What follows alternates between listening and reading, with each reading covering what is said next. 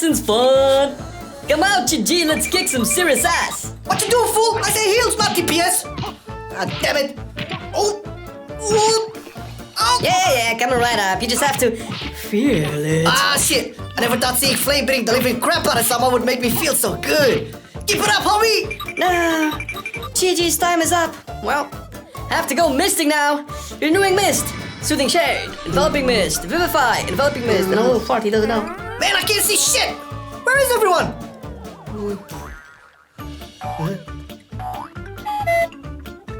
Fuck you, healer. Ah, man. Another one. Don't worry, I'll raise you in a bit. Boss already died anyway.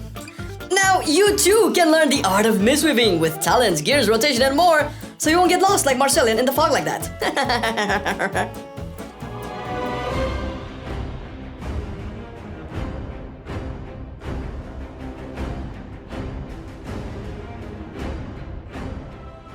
But first, like the video, subscribe, enable those notifications, you know the drill. This is kind of how YouTube works. Doesn't really matter if you are subscribed, if you don't have the bell thingy clicked, and if you don't like the video, maybe YouTube thinks that the video is not really good. So if you like it, and then other people can see it. And if you enable those notifications, maybe you'll see when we post other cool shit that we actually do, because we do like a whole other bunch of stuff. So stay tuned, but first second, check the talents. Ha! On the first row, you will go for Mistwrap as the best all-around talent. It's a passive that will increase the duration of enveloping mist, it's healing by a small amount, and will synergize very well with your Celestial. As an alternative, you can go for Chi Burst. You already know this talent from other monk specs, the Kamehameha talent that will help you damage your foes and easily apply the Mystic Touch debuff and heal all your allies it passes through. On the mobility row, Tiger's Lust will usually be your default pick. It will dispel the roots and snares of your chosen target and will increase its movement speed by a lot for a short duration. This will become very handy in dungeons like, let's say, Sanguine Depths, to get rid of those nasty chains without having to move away. If you don't need to clear any roots or snares and want a passive alternative, then go for Chi Torpedo. This talent will transform your role into a Raiden Torpedo, traveling more than double the amount, and will provide you with a stacking movement increase buff. Next up, you will have Mana Tea. My good time, yes. Tea. Would you like a cup, Governor? This will be the most common pick, and you will save half of the mana cost of your spells when you activate it for a short while. This talent is the most efficient one when predictable high damage is about to hit, helping you top everyone off while using less mana than before. An alternative when raiding and fist weaving with the ancient teachings of the monastery legendary, you can go for the Spirit of the Crane talent. With this one, your blackout kick will regenerate a small amount of mana every time you use it. The last option can have some uses when cycling between Vivify and Enveloping Mist, but is rarely picked, so just stay away from it. On the utility row, Ring of Peace will be the go-to talent, and it will let you summon a ring that bounces enemies away from it. Just like a wedding ring on a chick at a bar. It doesn't bounce everybody. The ring will be very useful versus the nasty spiteful affix. It will help your tank with the necrotic stacks, interrupt a bunch of mobs by knocking them away, or to skip that one mob in mists without getting into combat. It's just too useful to even think about other options on this row.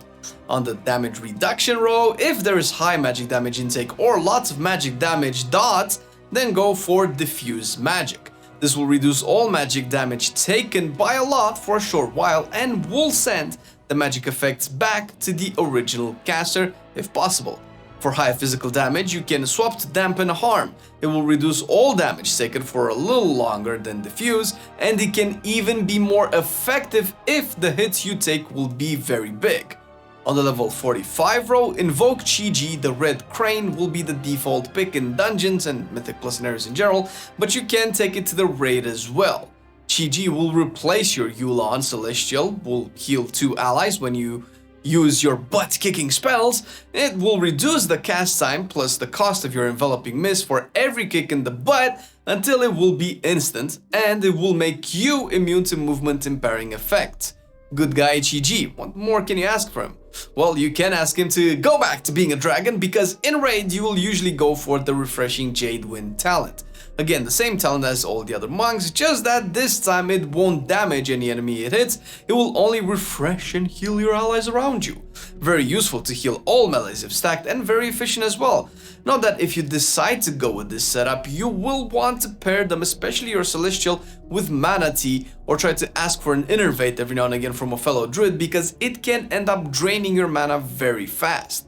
If that ever becomes a problem, playing Chi-Ji instead can be overall less HPS, but you won't run into as many mana issues. On the last row, Rising Mist will be the best pick for every situation. With this talent, your Rising Sun kick will heal all targets affected by Renewing Mist, Enveloping Mist or Essence Font, and will extend their effect by a few seconds. This does not mean that you cannot consider the other options, but this one will usually come on top in every situation, numbers wise.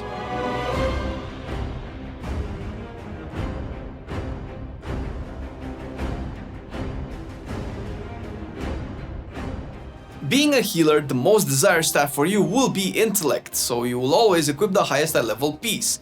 Leech can be the best value you can get out of a point-by-point stat, especially if you will be fist weaving. However, starting out, we recommend you stick to Intellect as the best stat, so eye level will always come first. After this, depending on the content you will do, you will have to change the secondary stats a little if you want to optimize.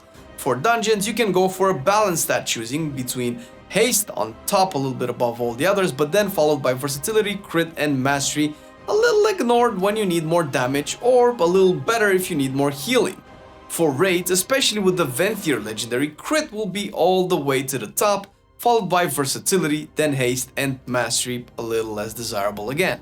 It's not as cut and dry as it would be for a DPS, and if you want to sim the throughput you are capable of, try going to questionablyepic.com/live, where you can see what value each gear piece can bring you when it comes to optimizing HPS output.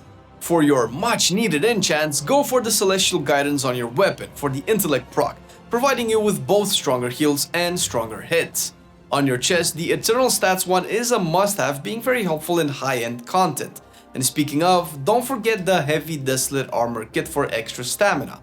Take your bracers and put the Eternal Intellect enchant on them, cause Intellect, and on your cloak put the Fortified Leech enchant. We mentioned Leech before, having potentially the highest value when comparing stats point by point, followed by Avoidance if you feel you can survive some hard-hitting AoE hits. Moving on to sockets! The Deadly Jewel cluster will be ideal since Crit will usually be more desired when rolling with the Venthyr boys, which is like over 70% of the Mistweaver Monk's population at this point. And use the Tenet of Critical Strike Ring enchant for the same reason, or their versatility counterparts for all other situations where the benefits of the stat can be exploited. The best flask you will want to use will be the Spectral Flask of Power for the big intellect it will provide you with. Again, intellect means stronger heals and damage output. In the potions department, like your rest of Shaman buddies, all options are viable depending on your needs. You can go for the Potion of Spiritual Clarity if you can have 10 seconds of downtime so you can enjoy the drink. However, if your next 4 globals will drain lots of mana, like let's say Essence Font plus Enveloping Mist spam during Celestial, then go for the Potion of Sacrificial Anima. If you need a little less mana instantly, use the Spiritual Mana Potion and your needs will be fulfilled.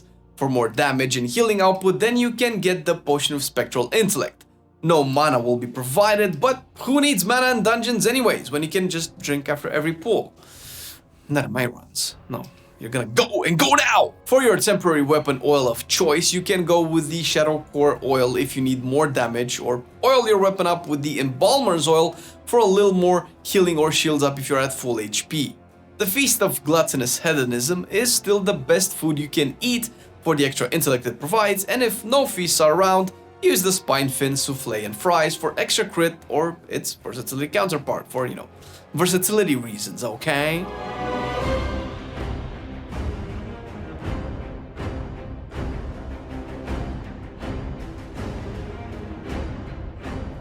"9.1.5 made the Venthyrs stars of the show. Yes, you can finally have a reason to play a Venthyr monk with a cool-ass legendary to boot.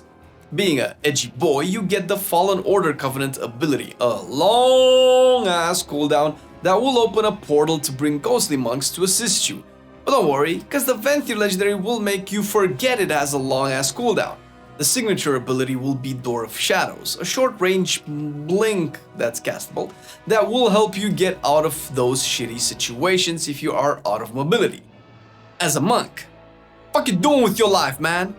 Your best vampire buddy will be Theotar the Mad Duke. If you are raiding, you will use the 3 potency conduit path, and when dungeoneering, go for the 2 potency one, cause Wasteland Propriety will make it worth it.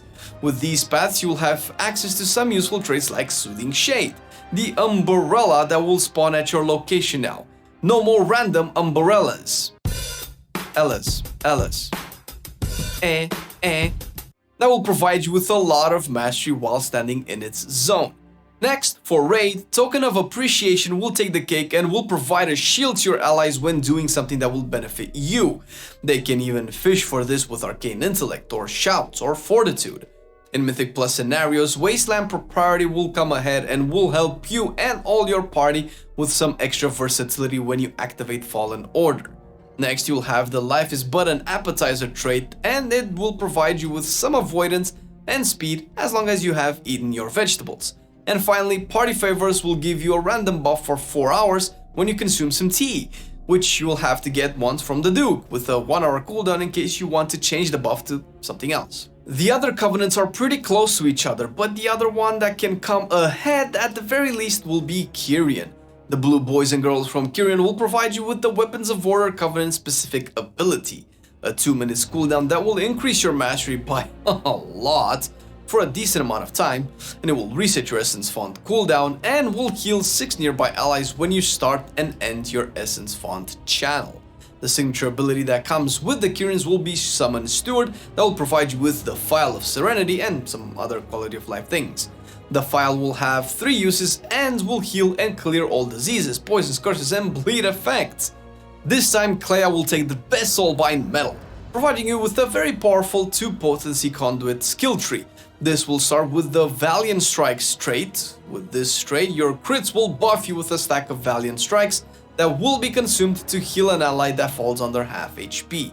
Next up, the Mentorship trait will increase the health of your party members by a small amount as long as you are close to full HP. The Cleansing Rise trait will make you start the combat with a small shield as long as you have spent 5 seconds out of combat. So pretty good in Mythic Plus. Further down the list, you will have the Pointed Courage trait. With this, your critical strike will be increased by a small amount depending on the number of allies and enemies around you. The Spear of Archon trait will increase your critical strike even more when damaging enemies close to full HP. And finally, Light the Path will close Clea's arsenal, further boosting your critical strike chance with every Valiant Strike stack and another small amount of crit after Valiant Strikes heal an ally. When following the paths recommended before you will need some conduits, so if you are a Venthyr monk, you will go for the Covenant specific conduit, Imbued Reflections. It will increase both your healing and damage done by your Fallen Order monks. Next conduit for Venthyrs and the first one for other covenants will be Resplendent Mist. With this one, your Gust of Mist mastery will have a decent chance to do almost double the amount of healing. Next up, you will usually have a choice between the Rising Sun Revival trait for raids, bringing cooldown reduction to Revival when casting Rising Sun Kick, plus it gives Revival a small hot to all targets it heals. And the other one being Bond, yes, Jade Bond, the trait. This one is good for Mythic Plus. This last trait will bring a reduced cooldown to your Celestial whenever your mastery will activate and will increase the healing provided by your Celestial's breath. When choosing your Endurance conduits, you will firstly want to opt for Fortified Ingredient. When using this one, you will receive a decent shield when you cast your Fortifying Brew ability. Secondly, you should think of using the Condensed Anima Sphere conduit. A small constant heal will be pumped on your face by this one if you take damage. And lastly, slot in the Ground Breath conduit, which will provide you with extra healing when you cast Vivify on yourself, plus it has a big chance to refund the cost of that said Vivify. This conduit can even activate from the Cleave heal of Vivify when casted with Renewing Mists on you. For your Finesse conduit of choice, go for the Dizzying Tumble, a useful conduit whenever you can stun your targets with Leg Sweep, reducing the damage that the stun targets will deal for a short while. If by any means you will need another Finesse Conduit, you can choose whichever you feel more comfortable with from the other options.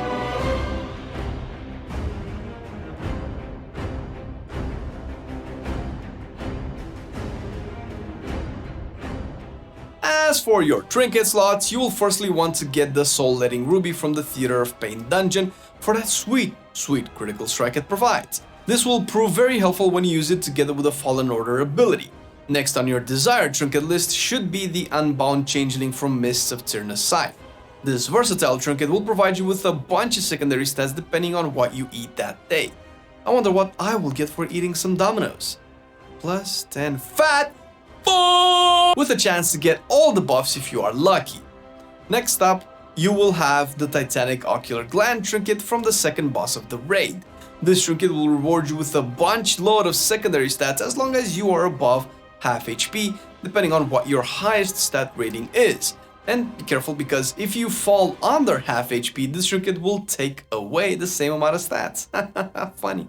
And finally, the Carved Ivory Keepsake trinket, again from the 8th boss of the raid this time, will be a very powerful choice. This trinket will have a chance to randomly heal allies that take damage.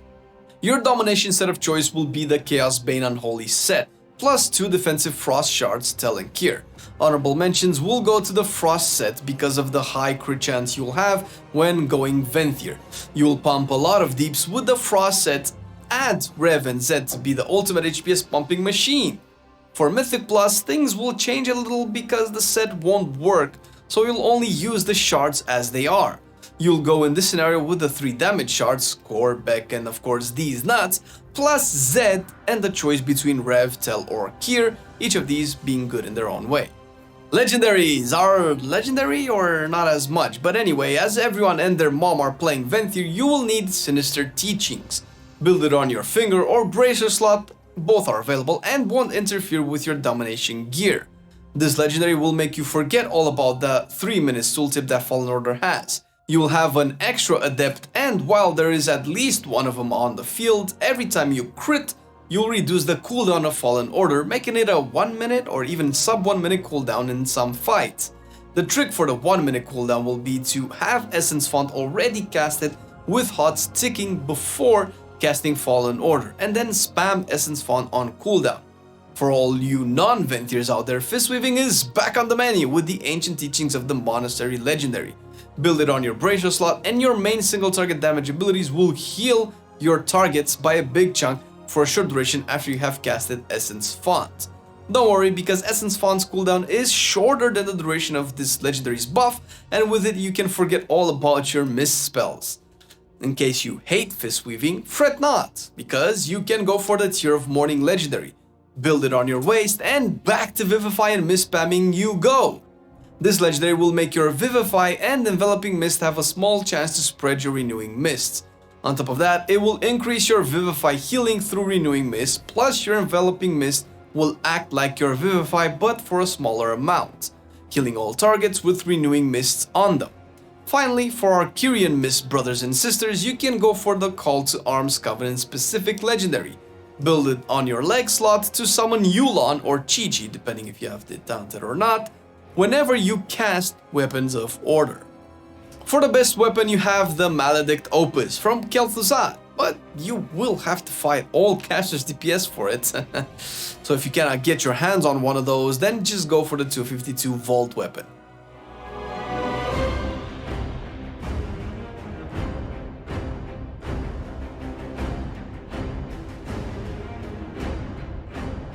The healing priority, as you will need to react to the damage taken and focus on dealing damage when none is needed, is as follows.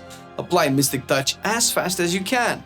Renewing Mist as often as possible for extra AoE heal from Vivify. Rising Sun Kick on cooldown to extend HOTS and to heal a lot. Thunder Focus Tea on cooldown for Rising Sun Kick usually. Vivify for single target healing, and have Renewing Mist up for more efficiency and AoE healing. Enveloping Mist if the target takes lots of damage. If more single target is needed, do the Soothing Mist plus Vivify plus Enveloping Mist combo. If talented, activate Refreshing Jade Wind on cooldown. Essence Font next.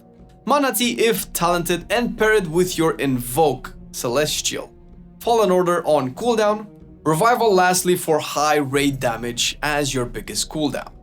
And when it comes to Fist Weaving, the damage priority starts with keeping Rising Sun Kick on cooldown, then Tiger Palm, and that followed by Blackout Kick. If you have Spirit of Crane talented, usually you'll want to use Tiger Palm 3 times and then Blackout Kick. A special thank you goes to Anomaly and Abolito for checking and proofreading and feedbacking the guide and every research that went into it and helping us understand Mistweavers a little bit better. Thank you guys, you rock, and if you dear viewer want to understand Mistweaver even more, take it to the next level, all advanced and all that good stuff, check the Peak of Serenity Discord, where you will find the aforementioned lovely individuals and other Mistweaver brains that can help you answer the questions and help get you the answers that you need to heal more, god damn it. Thank you to the patrons as well for supporting the channel, the content that we do on all sorts of walks in life. Thank you very much guys, in no small part you are contributing to everything that we do here and we really appreciate it. And if you dear viewer want to support us a little bit more to see other types of content and hopefully more videos like this in the future, check the link down below to the Patreon page. We have a couple of goodies that you might be interested in and you'll be supporting us if you feel like it. Thank you for watching the video, hope it helped, and we'll see you next time.